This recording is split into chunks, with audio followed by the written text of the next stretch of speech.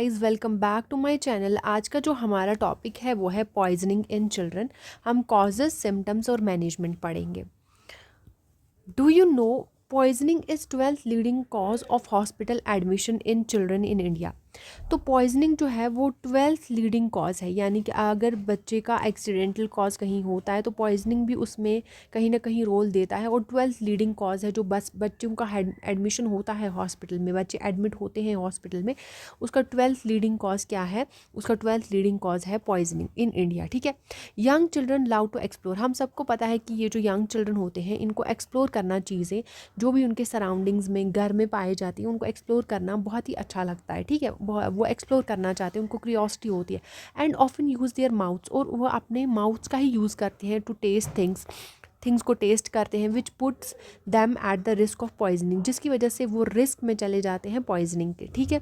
Common sources of poisoning in home, जो हमारे घर में कॉमन सोर्सेज ऑफ पॉइजनिंग की अगर हम बात करें तो सबसे पहले हम बात करते हैं किचन में कौन कौन सी चीज़ें हैं जिसकी जो पॉइजनिंग है बच्चों के लिए। ठीक है। जैसे डिटर्जेंट हो गया, क्लीनिंग प्रोडक्ट्स हो गए जो हम किचन में यूज़ करते हैं, क्लीनिंग प्रोडक्ट्स है ना।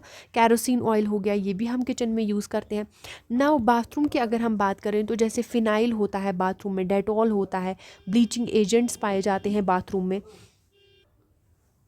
Now let's talk about living rooms. ठीक है। जैसे लिविंग रूम्स में, हाँ, यहाँ हमारे पास अल्कोहल होता है, कॉस्मेटिक्स होता है, मेडिसिन होती हैं, लोशन या फिर क्रीम्स पाई जाती हैं, तो बच्चे इनको माउथ में ले लेते हैं। नाउ गार्डन्स की अगर हम बात करें, फर्टिलाइजर्स होता है, पेस्टिसाइड्स, इंसेक्टिसाइड्स, ये सब कुछ गार्डन्स में पाए जाते हैं। एंड पॉइजनस प्लांट्स की अगर हम बात करें तो दतूरा हो गया है ना, मशरूम्स हो गया, तो ये सब क्या होते हैं? पॉइजनस प्लांट्स होते हैं। बेरीज हो गया, तो ये सब पॉइजनस प्लांट्स जो कहाँ पे पाए जाते हैं, ये सब गार्डन में पाए जाते हैं।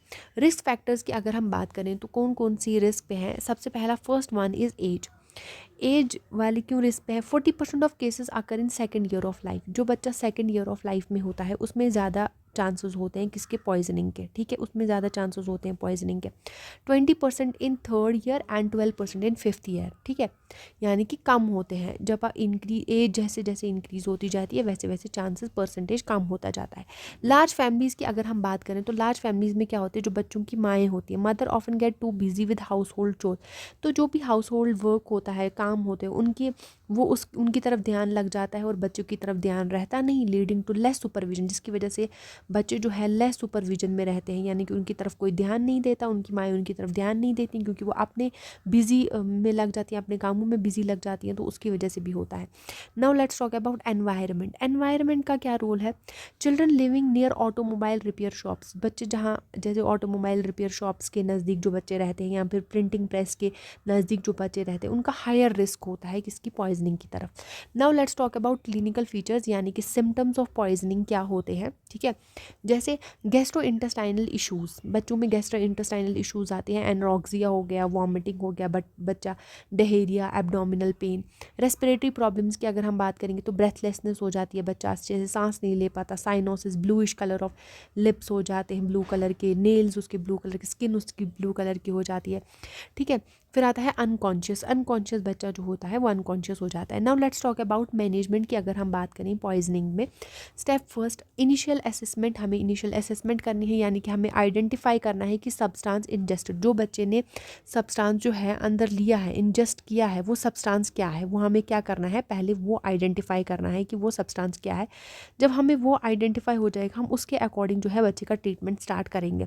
कलेक्ट डिटेल हिस्ट्री, हमें डिटेल्ड हिस्ट्री लेनी है, जैसे किस टाइम पे उसने लिया, क्वांटिटी कितनी क्वांटिटी में लिया, टाइप ऑफ पॉइजन कौन से टाइप ऑफ पॉइजन था, फर्टिलाइज़र था, पेस्टिसाइड था, डेटॉल था, है ना, बाथरूम में था या फिर कैरोसिन था, वट एवर, जो भी हमें पहले वो टाइप ऑफ पॉइजन हमें देखना है। एसएस एयरवे, फिर हमें देखना है कि बच्चे का एयरवे, ब्रीथिंग एंड सर्कुलेशन कैसा है। और डिसेबिलिटी, ABCD, हमें ये सब कुछ बच्चे का चेक करना है। मॉनिटर ऑक्सीजन सेचुरेशन, हमें मॉनिटर करना है बच्चे का ऑक्सीजन सेचुरेशन और ECG। ठीक है। Retain vomit samples from lab, अगर बच्चा वॉमिट कर रहा है तो वो सैंपल हमें कलेक्ट करना है। क्या करना है? कलेक्ट करना है, और वो कलेक्ट करके कहाँ भेजना है? लैब में भेजना है टेस्ट के लिए। ठीक है। Check blood sugar and level of consciousness, हमें ब्लड शुगर और लेवल ऑफ कॉन्शियसनेस जो है बच्चे का चेक करना है। ठीक है। आई होप आपको ये क्लियर है। नाउ स्टेप सेकंड की अगर हम बात करें, रिमूवल ऑफ पॉइजन का रिमूवल। ठीक है, हम कैसे करेंगे? ऑक्यूलर एक्सपोजर, अगर बच्चों के आंखों में चला गया है पॉइजन तो उसका हम कैसे करेंगे?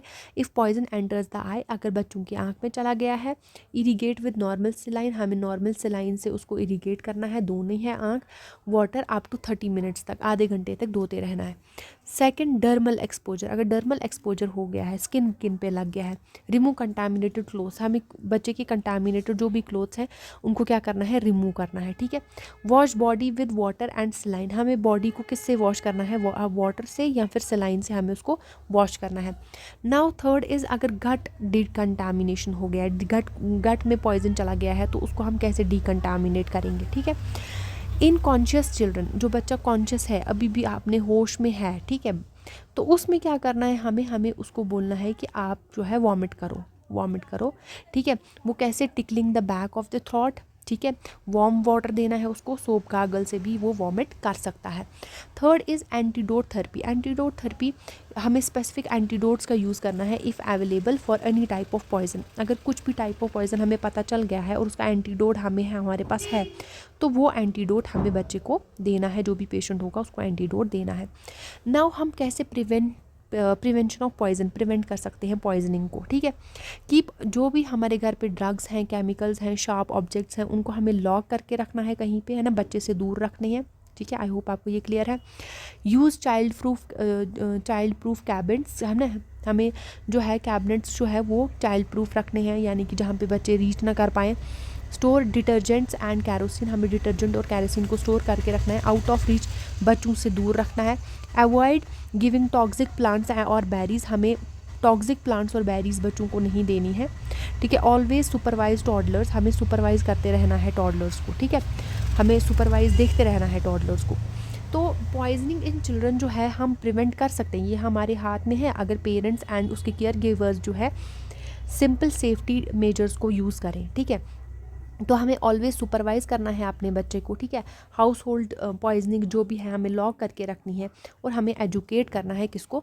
फैमिलीज़ को, कि हमारे पास फर्स्ट एड का प्रिवेंशन आगे क्या होगा।